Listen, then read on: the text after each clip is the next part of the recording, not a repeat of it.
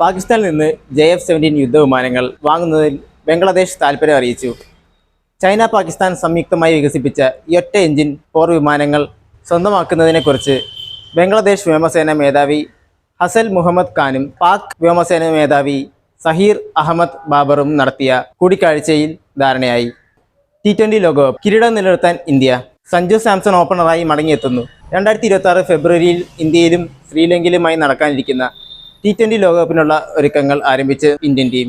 സൂര്യകുമാർ യാദവിന്റെ ക്യാപ്റ്റൻസിയിൽ കരുത്തുറ്റ ടീമുമായാണ് ഇന്ത്യ കിരീടം നിലനിർത്താൻ ഇറങ്ങുന്നത്. വമ്പൻ മാറ്റങ്ങളുമായി പ്രഖ്യാപിച്ച ടീമിൽ മലയാളി താരം സഞ്ജു സാംസൺ ഓപ്പണറുടെ റോളിൽ എത്തുന്നു എന്നതാണ് ഏറ്റവും ശ്രദ്ധേയമായ കാര്യം. അന്താരാഷ്ട്ര വേദികളോട് വിട പറഞ്ഞ് ട്രംപ്.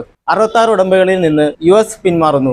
ആഗോള രാഷ്ട്രീയത്തിന്റെ വലിയ ചലനങ്ങൾ സൃഷ്ടിച്ചുകൊണ്ട് 66 അന്താരാഷ്ട്ര സംഘടനകളിൽ ഉടമ്പടികളിൽ നിന്നും അമേരിക്ക പിന്മാറുന്നു.